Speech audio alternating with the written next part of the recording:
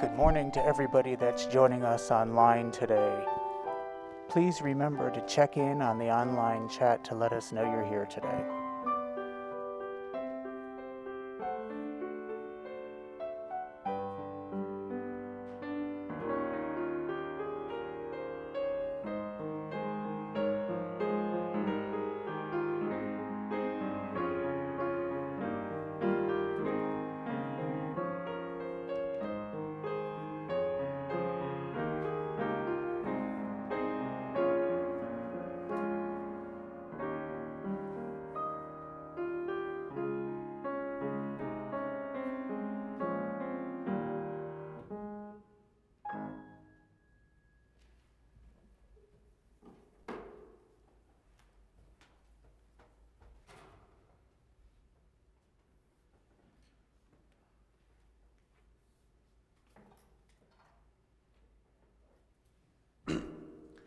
In the name of the God who created us all, in the name of the Christ who teaches us, in the name of the Spirit who journeys alongside us throughout our lives, welcome home, children of God. Peace be with you. Good morning and welcome to First Presbyterian Church this morning as we gather together as God's people in God's name. It is good to be here this morning. Good to see you all, and I welcome you whether you are joining us in person here or online this morning. Thank you for being a part of this worship service. A couple of announcements. If you are here, just a reminder that we've still got all of our COVID precautions in place, so masks are required if you need one. There are some available in the back or by the door.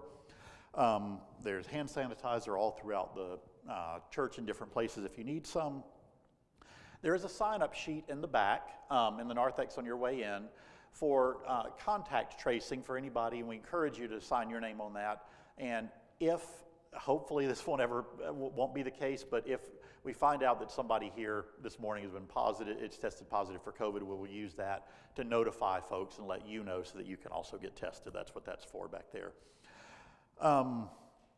If you are joining us online, if you would please take a moment and check in the YouTube chat and just let us know that you're here. Say good morning, say who's worshiping with us. Because whether you are joining us in person or online, we'll tally up everybody in worship on any given Sunday and give $1 for every single person in worship to a local or international ministry. Today's a fifth Sunday of the month.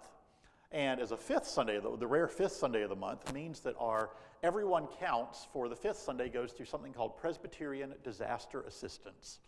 And Presbyterian Disaster Assistance is an international ministry that works to try and get resources, donations, financial resources and other things directly to people who are already in place when disasters strike, and trying to help resource the people who are already in a place to give them what they need to help respond. It's a fantastic ministry of our denomination, joined by churches all across the country, Presbyterian churches. And so for being a part of worship this morning, you are helping to support that ministry, and I thank you for the gift of your presence. Let's see. I do have here, and I will put it on the communion table, a liturgist sign-up sheet. So I think, Ginger, you're reading this morning, is that right? Yes, I am. Okay. Ginger's our liturgist this morning, and Rebecca will be at next Sunday. Beyond that, we've got a lot of open Sundays. It involves reading whatever the reading is for the day, and leading the call to worship, and just encourage anybody who would like to do that to sign up there. We'd love to have as many people as possible participate. We will have a congregational meeting this morning, and that's, of course, you all will be a part of that. Folks online will be a part of that. One of the things we're going to do in that is to look at our annual report, something we do at the last Sunday of every January. I have a few printed copies that I can hand out, but if you are able, if you have an electronic device, mobile device or something, there's a QR code or a link in your bulletins. You can scan and pull that up and look at it right there. If you are online, there is a link in the e-news. There is a link at the very top banner of our website if you go to FPCeElizabethton.org, and you can click annual report and view it that way too. That said, if you need a copy, Go ahead and do this during announcements, so don't forget about when we get to there. I have some printed copies. If you need a copy, I will set them right here. Encourage you to either come grab one, or if somebody wants to pass those out, we'll get one to folks who need them. Amber, do you mind? Yeah, I saw you kind of like, if you need an annual report and you're here, if you would raise your hand, Amber can bring you one. We want everybody to, oh, they're right there. Yeah, up here, down there. We want everybody to have one when we get to that so we can look at it together. So just raise your hand if you need one. Amber, get that to you. Let's see, liturgist sign up. Oh, the last thing I have, starting next Sunday and throughout the month of February, we're going to have our celebration of Science and Faith Month. So the second Sunday in February is usually our Evolution Sunday, and we're going to do that on February the 13th. But we're going to try at least, maybe if not every Sunday, many of the Sundays in February to just celebrate the impact of science and faith together on our spiritual growth. As part of that, Julie Wade will be leading some conversations in Adult Forum that you can join online. She's going to be talking about the communication network of mycelium and how that how the mycelium facilitate communication among all kinds of flora throughout the forests. It's really fascinating. If you've read the book, The Secret Life of Trees, a lot of that you can find in there. Read that one last fall, and it was it just really blew me away. So it'll be a fascinating series of topics on that to join an Adult Forum, and we'll be talking about science and faith up here as well. So I think that's all the announcements I have. Have I missed anything you all are aware of? Okay, I'm not seeing anything, so fantastic. We will continue on with our worship. And as we do, as we move into worship, we start, as we do now, with the basic core of our gospel. That God loves us all without condition and without exception. And in that love, we all, every one of us, reflect the image of God. And God's image is lesbian, gay, bi, trans, queer, straight. God's image is black, brown, Asian, indigenous.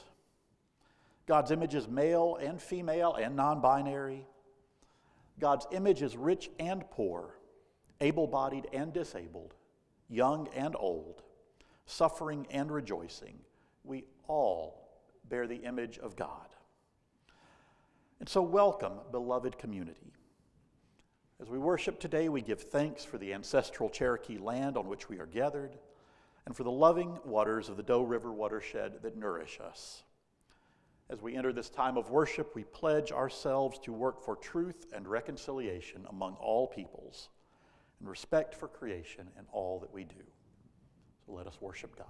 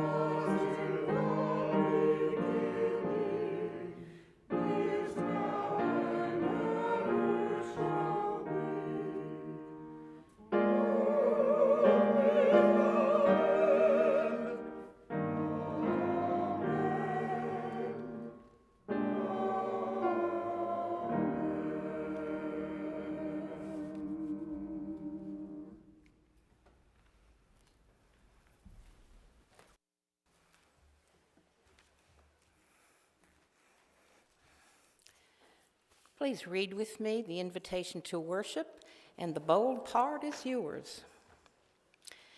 People of God, divine mystery comes to dwell among us with hospitality. Let us turn our attention to the Spirit. We become unfamiliar ideas. We open to surprising revelations. We celebrate a multiplicity of truth. People of God, There is freedom in letting go of the need to be certain. Let us trade individual arrogance for collective humility. That fresh wisdom may emerge, love may deepen, and paths of collective liberation may manifest. Come, Spirit, come.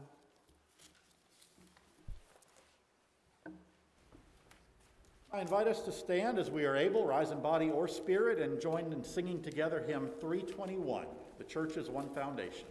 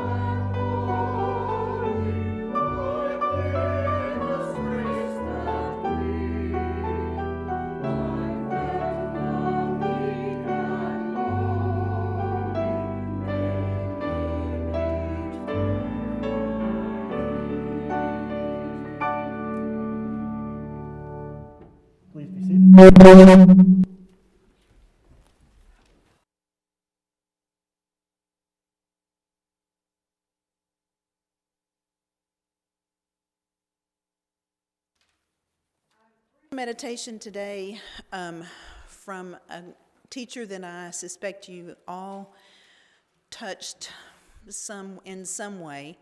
His name was Thich Nhat Hanh, and he passed this month on January 21st. And as his students and those closest to him anticipated his passing, they talked of building a memorial and building, in the Buddhist tradition it's called a stupa. And he said no. he said, if you want to honor me with peace. So I'll invite you to join me as we do that this morning and assume your meditation posture, feet on the floor, sitting straight. Let your eyes softly close. The form of this meditation is a poem, and I'll read 2 lines and then 2 words, and you'll use the 2 words as you breathe, one as you breathe in and one as you breathe out. I'll take a few breaths. Notice what's around you. Feel the gravity of your chair, your pew.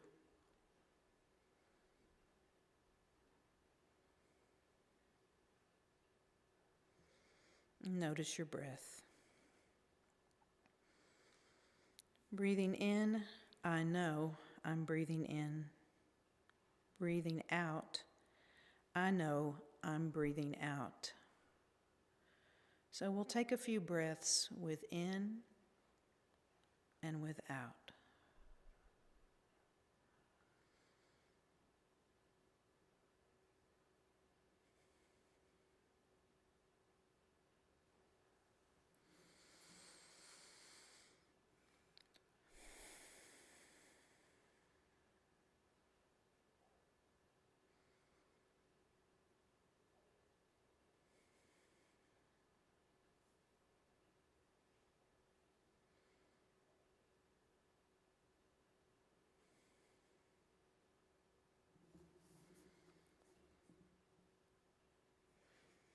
Breathing in, I see myself as a flower. Breathing out, I feel fresh. Breathing in flower, breathing out fresh.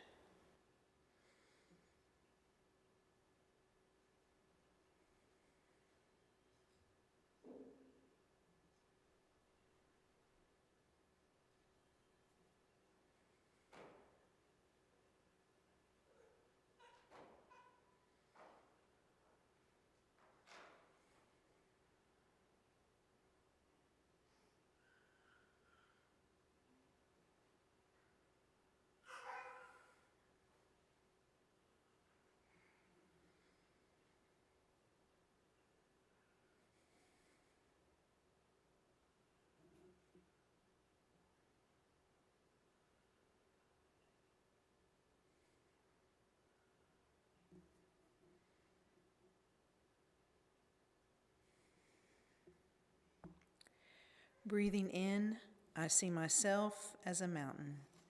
Breathing out, I feel solid. Breathing with mountain and solid.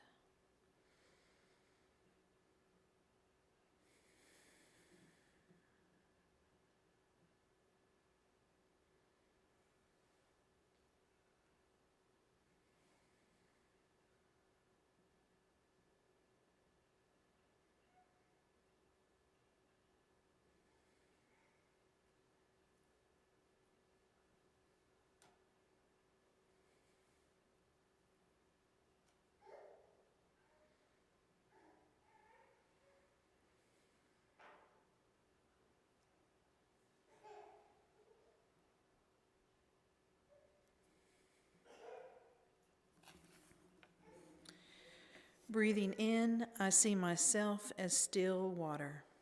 Breathing out, I reflect things as they are. Breathing with water and reflecting.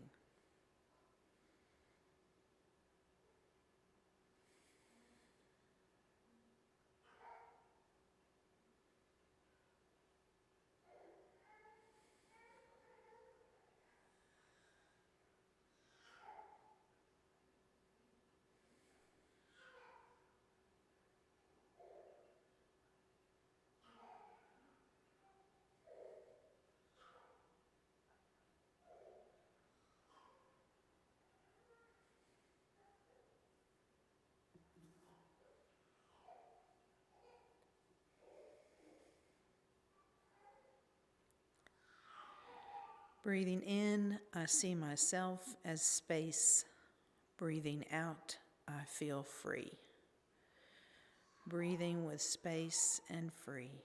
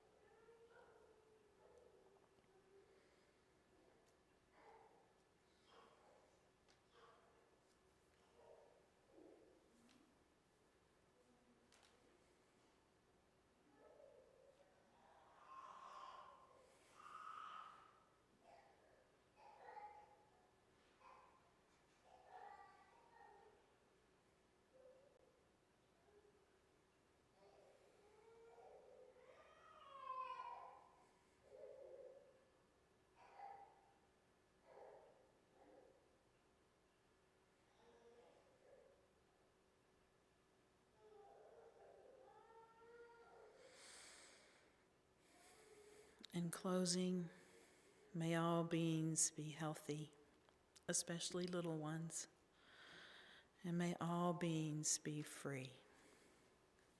Peace, peace, peace.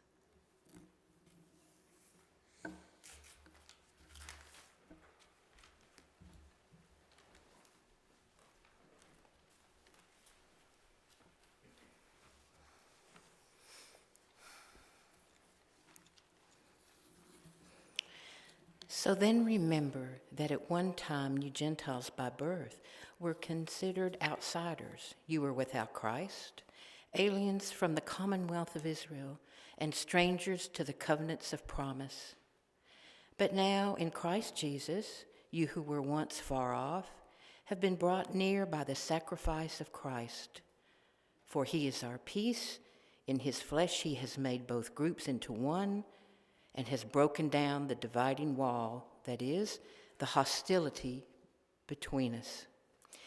He has abolished the law with its commandments and ordinances, that he might create in himself one new humanity in place of two, thus making peace, and might reconcile both groups to God in one body through the cross, thus putting to death that hostility through it.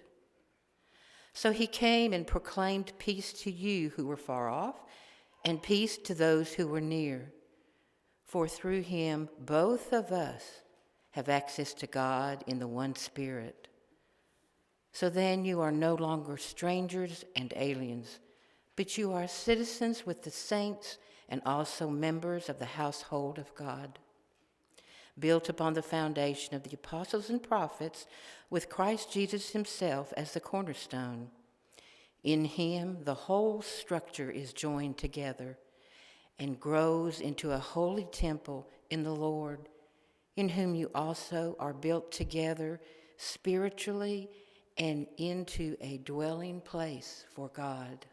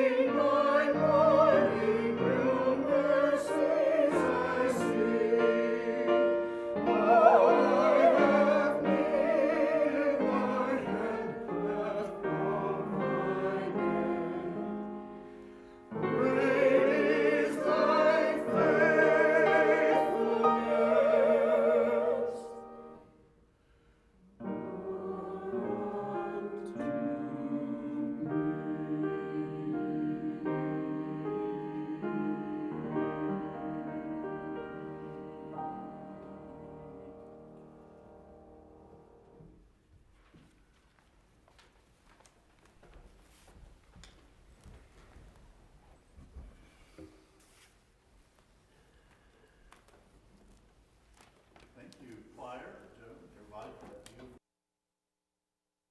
And enjoyed that and appreciate the honoring of Thich Nhat Hanh this week.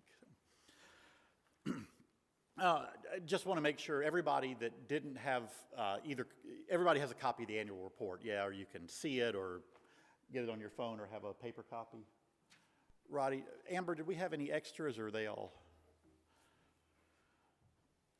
Can you get one to Roddy? And is there anybody else in Cody here? Bailey, Megan, yeah. I'm going to talk about them a little bit in the sermon, and so I want to make sure everybody can see one and look at what I'm talking about as we do this together. So.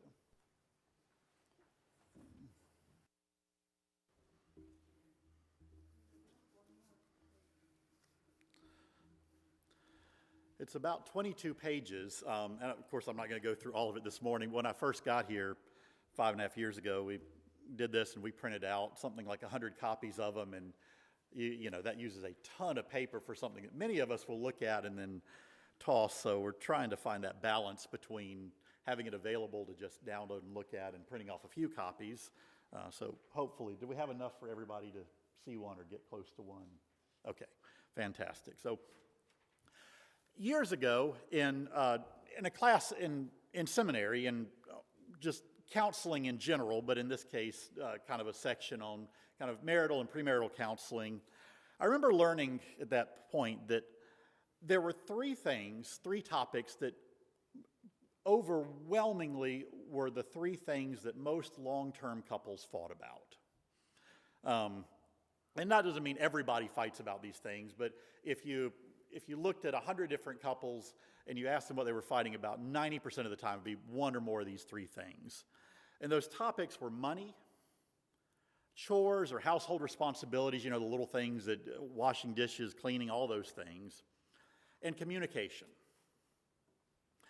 Now, I'm not sure that such learned insight as that requires extensive research by whatever PhD in counseling wrote that textbook we were using, or it just meant living with another human being for a while to figure that out. But what a surprise that when you bring people together within a household, there is going to occasionally be some conflict and some disagreement as people learn how to live and work together. In the Bible, we get all kinds of metaphors for the church. Paul describes it in 1 Corinthians 12 as a body, and there's all these different parts, arms and legs and feet and hands and ears and eyes that are all serving a different function, but the body, then all those parts work together to be a body. Metaphor of the church is a temple that enables the world to experience God. And then in our reading that Ginger read for us this morning, one of the metaphors used is a household. Just like we're talking about, people who come together to live and work in the same space. And so that's the image I want to invite us to consider this morning, thinking about our church as a household. And it's a little odd in some ways to do that, not because we don't function as a household, but because right now in this unique time, we're not all in the same place living and working and functioning together like maybe we were 2 years ago. So that means some adjustments to thinking about how we do things and how we consider things, but I still want to invite us to kind of push that metaphor a little bit this morning and think about it. So we bring different people together into a shared space, a physical space for those of us who are here this morning, but we work together in ways outside of a physical space too. And we come together to make decisions about our mutual well-being. We come together often, again, not for the last 2 years, but often we come together to share a meal. We talk together about the future of our shared household and what we want for that and how we do that. And so I mention all that because I had this vision of knowing that today was our annual meeting day, where we would look over our annual report and take care of some other business. I had this vision of kind of trying to build the sermon itself around the idea of how we function as a household. And while we talk about that in the sermon, also taking a few moments to take care of some household business together. And so the way I envisioned that was to invite us to have some conversation about those three areas that seem to create friction for many households: money, chores, and communication. So let's start this morning with the first of those three, money. I think of money a little bit like the energy that we have for ministry here. We can and do try to go as far as the money that we have allows us to do. We'll do as much as we can with the resources that we have. I hope by now everybody has access to a copy of the annual report, and so I'm going to just invite you to either scroll or turn to page 8 on that. So it has this nice little pie graph in a corner. It's got some numbers on it. If you're viewing online, hopefully the slides are working. You can either have your own copy or excellent. Thank you, Scott, for that, and all of our wonderful media crew up there pulling this off. So I'm not going to go through everything in here page by page, but I just want to highlight a few things for us as a family. So you can see in, let's see, actually the page I want to look at is page 9. So you can see in 2021, we had a budget of about $210,000. If you look under the total income line, we actually did really remarkably well last year, and I'm going to mention why in just a minute, but we took in just under $240,000 as a church family. That was our total income from contributions, from the Dixon Fund, from our endowment. And our expenses were pretty much right on budget at around $210,000. You can see that right below. Is everybody kind of tracking with what I'm showing? So, where does that money come from? The $239,000 we took in last year. About 85% of the money that we spend comes from you all, from all of us, and our gifts to the church. Our pledges, from what we put in the offering plate on Sunday morning or have electronically debited or whatever we do. 85% of what we take in comes from us. Then we get a little bit of money every year from something called the Dixon Fund. If you have been downstairs in the church, that room kind of back in this corner is called the Tom Dixon room. It's next to the kitchen in that area. Named after Tom Dixon. Tom Dixon, I mean, I never met him. He was long gone by the time I got here, but my understanding, so y'all correct me that knew him if I'm wrong, but he was a member here back in the 1980s and earlier. And when he died, he left a considerable gift to the church, and in the form of a trust. And so that trust then is held in trust by an organization, and we get some money off of that every year to use for ministry. The money we get depends on the prevailing interest rates, and so that's fluctuated a lot from being anywhere upwards of $70,000 or $80,000 back in the 80s and 90s that we got a year when interest rates were really high, to around $8,000 or $10,000 in a couple of recent years when interest rates have been really low. But last year, for whatever reason, that fund did pretty well, and we got about $50,000 off of that. So that's where another chunk of our money comes. We took in, thanks to that, a little more than we spent last year, and so one of the things we will do is to try to hang on to some of that to balance out low interest rates right now, not knowing necessarily what they're going to do this year. But that's just kind of the ballpark of where the money comes from and how we get it. On the expense side of things, if you flip over to the next page in your annual report, on page 10 and 11, you'll see two budgets in there. One is just a whole bunch of numbers for people that like numbers, and my understanding from some research is that on the whole, about 20% of us prefer to see what's on page 10, a bunch of numbers. 80% of us prefer to learn about things like a budget and a story. And so trying to present both here. One is just the kind of the numbers side of things on page 10, and then there's something called a narrative budget. That's trying to take all of that $210,000 that it cost us to run the church and talk about that in ways of what we actually do with that money.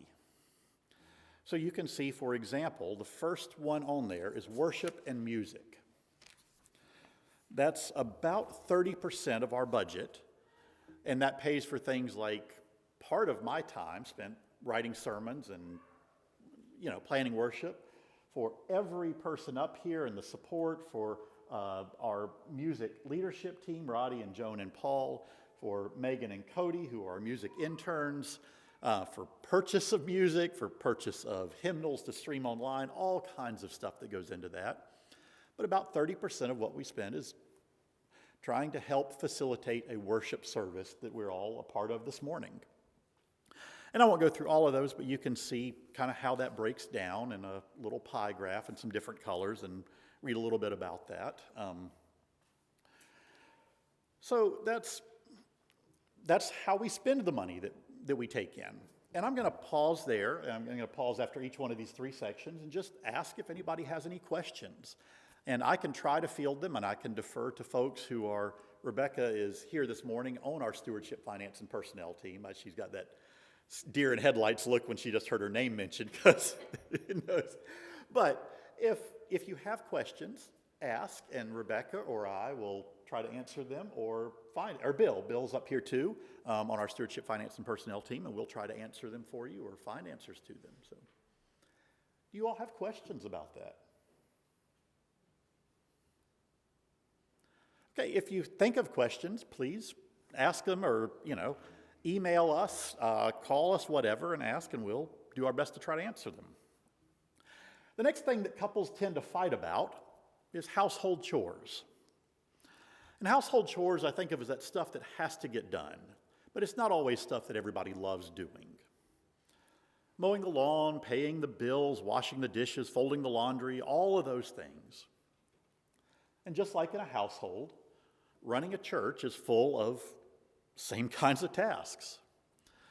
Things like these colored things called paraments have to be changed every so often. Our worship team helps with that. Ginger chairs our worship committee.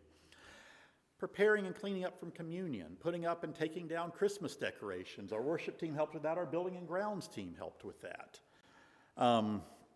as well as some other volunteers. Setting up fellowship meals, washing dishes, that's our community life team.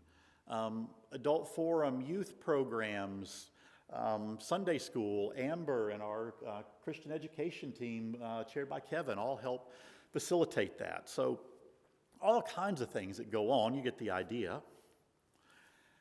And I think of taking care of those things kind of like the morale of our church.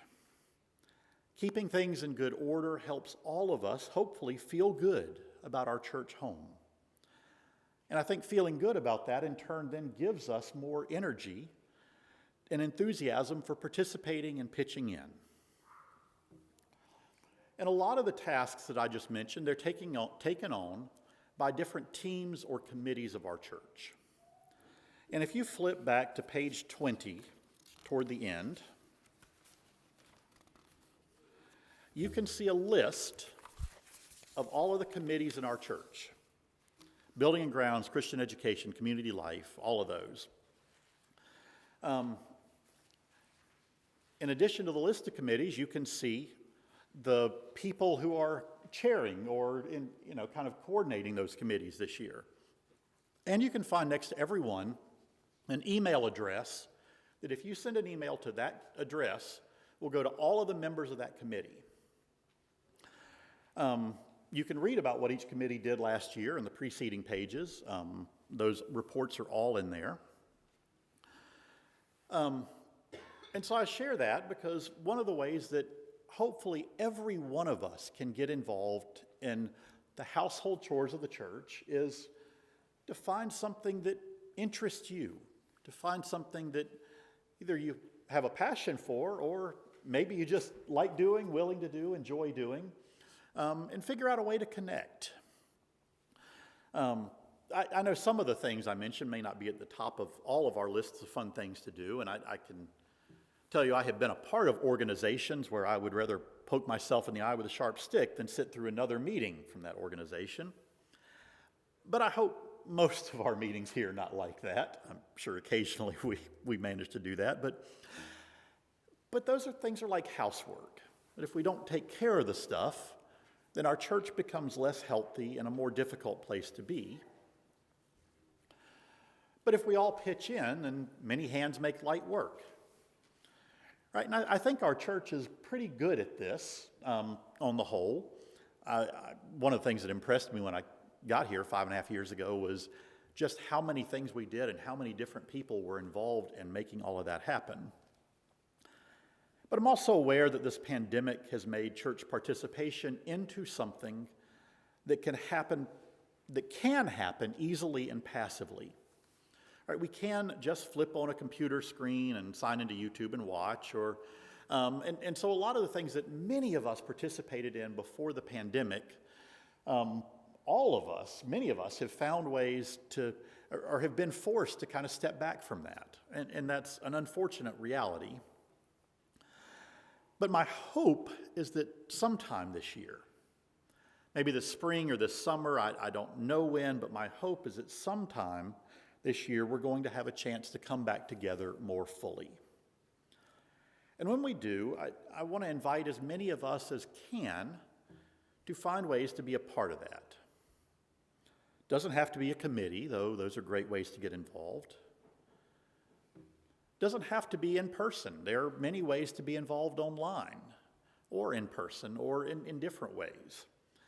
But I encourage every one of us to find some way that we can be a part of what goes on at this church. Maybe you can think of something to contribute that we haven't thought of yet, I haven't thought of. By all means, please share, be a part of that, be creative. And if you can't think of something, call me, call a committee chair, and we'll try to brainstorm something together. But I encourage us to figure out ways to be a part of this household. And so I'm going to pause for a moment here again and see if anybody has any questions about kind of the things our committees do or how that functions, or ask if any of our committee folks or anybody else wants to add anything to what I've said. Oh, yeah, Ginger, please. Can you remind me to be quiet? No, not in the 5.5 years I've been here. But can I ask if you want to add something? Will you use a microphone so folks online can hear us too, please?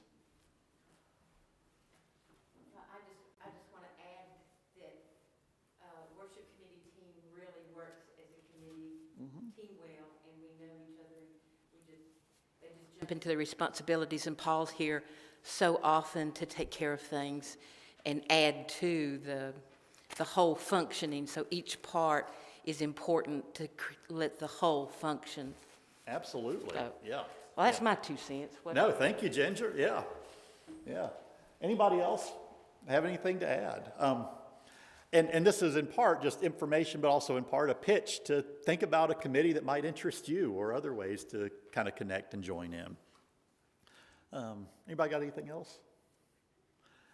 Well, the last one then is communication. Communication, I think, of as kind of the heart of the organization. It's what keeps us all connected and united in purpose, even if we're all focusing on different tasks, pursuing different passions, things like that. One of the things I did this past year, and will continue this year with my continuing ed time, is I've been working toward something called a Certificate in Nonprofit Fundraising Leadership, and it's something offered by the Lilly Institute of Philanthropy at Indiana University. So in 2 weeks from today, I'll leave again, drive up to Indianapolis for a class, another one of those classes. And it's been a set of classes that are not really focused so much on just church stuff, but on financial health and health for healthy nonprofits in general. So it's been a fascinating series of classes, but one of the things, but many of the lessons that we've learned absolutely apply to any nonprofit, including the church. And one of the lessons that every one of those classes has emphasized over and over and over again has been communication and transparency. And I mention that because that's absolutely one of the reasons that I wanted to try doing what we're doing here this morning. I don't want any of this to be hidden from anybody. to be obscure to anybody. I want it to be accessible and open to every single person who is a part of this church. Everything we do. And so I didn't want to just hand these out to you on your way out the door. I wanted to take some time and talk about these things together as a family. It's one attempt of trying to communicate openly and transparently about how our church is doing and what we are doing and how we're using the resources, the money, and the time that all of us are contributing, and how you can be involved in that. But I acknowledge that just like these other two things, like household chores and money, communication is difficult in any relationship. That includes within a church family. And maybe even more so here in some ways, and definitely I think more so during a pandemic. Because I think about the ways that, our household often shares information with one another. We sit down and have dinner together, and we talk about our day. We ask, what's going on. We remind each other of things coming up on the church, on the family calendar and all those things. And, we see each other face to face and we share information, but we have not been able to do that a lot in almost 2 years now. We still can't do it here, really, because, some of us are here, some of us are online, some of us are not here this morning, and so communication is difficult anyway, but especially difficult during a pandemic. And we went roughly 15 months without seeing one another at all. From March of 2020 until late May of 2021, we did not gather together one time. And then it took another 5 months of us getting together just once a month outdoors, and still being online. And even now, if you look at the numbers, I didn't count. Do we know how many are here this morning? Anybody upstairs get a count? 37 here this morning. We have been averaging about 30 to 35 in person and 40 to 45 online. So even now, more than half of us are not here. More than half of us are joining online this morning. So when we're trying to communicate, it's always a challenge. It's even more of a challenge in an age when many of us have varying levels of comfort with technology. So some of us check email for information. Others never once look at email and prefer texting or Discord or WhatsApp. Or some look to Facebook for information, or Twitter or Instagram. Others abhor social media and avoid it altogether. Some of us are comfortable gathering on a Zoom, but still not everyone is. And so how do we share information? How do we communicate with one another? Well, first off, we can thank Amber for all she does to help facilitate that. Amber manages our Facebook page, our e-news, our social media, our website, and those are all places you can go to look and find up-to-date information about what's going on. But communication in any relationship takes effort from all parties. And healthy communication in a church is more than just one or two people sending out information. It involves all of us taking part in that.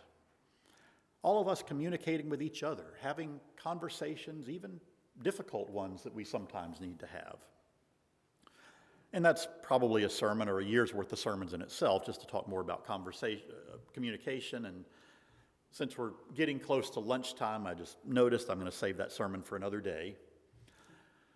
But I'll wrap up by saying that I think Paul, or whomever wrote Ephesians, probably not Paul, was onto something in describing the church as a household. Because ultimately, a healthy household is a partnership among all members of the home. And I think we're pretty good at that, this church, at recognizing that we are all partners in this family. I hope so. And I hope as we move throughout the year that we can continue to build on healthy habits, that we can bring our own uniqueness to this family in different ways, that we can find our strength together as a place where God's Spirit is alive in us. May it be so. Blessed be. And before we get to our offertory, which is another one of those household business items involving money, have another purpose to our congregational time this morning, and that's a meeting to elect 4 members of the congregation to be on our nominating committee for this year. Our nominating committee has one responsibility during the year, and that is to nominate some folks to be elected as elders and deacons that will take place later this year and be installed January 2023. So this is a committee that probably won't meet until the summer, but it's a really important committee in what our church does. And we need 4 folks who are not currently serving on session or the board of deacons to participate in that this year. And those 4 folks will join with Kathy Wing back here representing the session. And let's see, David Roan, who is also representing the session, not here this morning, and Aubrey Abernathy, who's representing the deacons. So I will open it for nominations, but let me, just to kind of get us in a place where we can quickly do this, let me just ask quickly if everyone who is a member of this church and not currently on session or deacons, would you just please raise your hands? I'm not going to start calling on you or nominating you without your consent, but I just want us all to be able to look around and see folks who are here are eligible. We got folks in the balcony too. We got Wallace, Richard, Scott, Tristan, I see, maybe Nico up there too. Yeah, Nico. So all of these folks are eligible to be on the nominating committee, as well as folks from home. So if you are watching on YouTube and you want to volunteer or nominate somebody, Scott, will you just jump in on the microphone with any of those that you see pop up on the YouTube chat? So one more time, just raise your hands. I'm not going to nominate you without your consent. Nobody is. You have to agree to be on the nomination, but look around and see the hands. Okay, these are all folks, including up in the balcony, who are eligible, including my family here on the front row who are holding their hands up like this so nobody else can see. So let me just ask, are there volunteers or nominations for any of those folks who had hands raised? And if you were nominated and you had your hand raised, you can consent or you can say no thank you. That's okay too. So volunteers or nominations? Rebecca. Rebecca will volunteer. Thank you very much, Rebecca. We'll find out that in a minute when we take the vote. But there may be dissent. I don't know. Other volunteers or nominations?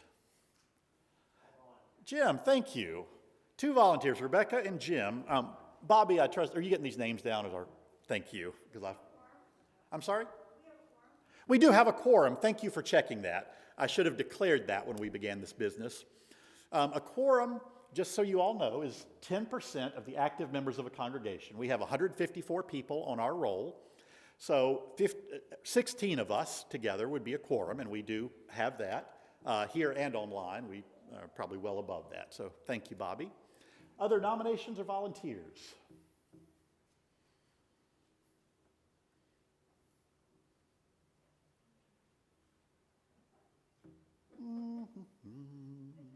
If I could sing, I would sing the Jeopardy song right now, but we might get volunteers a lot faster if I started singing for you all. Volunteers or nominations? So. Bailey? Fantastic. Okay, thank you, Bailey. That's 3. We need 1 more volunteer or nomination. So. Anybody up there in the balcony?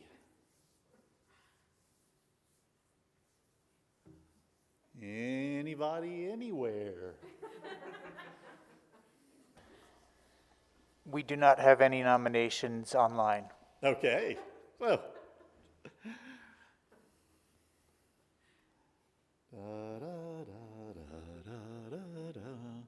I see.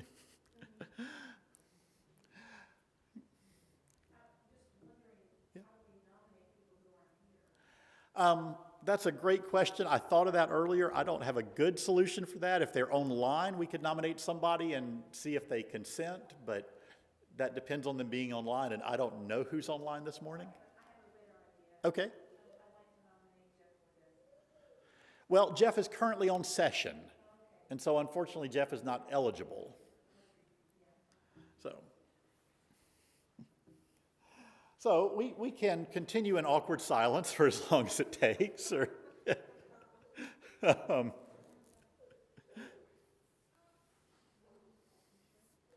Wally, you volunteering? Okay. Wallace has also volunteered, so that gives us 4 active members who have volunteered to be on the nominating committee: Bailey, Jim, Rebecca, and Wallace. Sorry? I heard a motion to close nominations and a second. Okay, so all in favor of closing nominations and electing those 4 members of this church to the nominating committee, please raise your hand. That looks as close to a majority unanimous as anything, and I know people want to get out of here and get to lunch.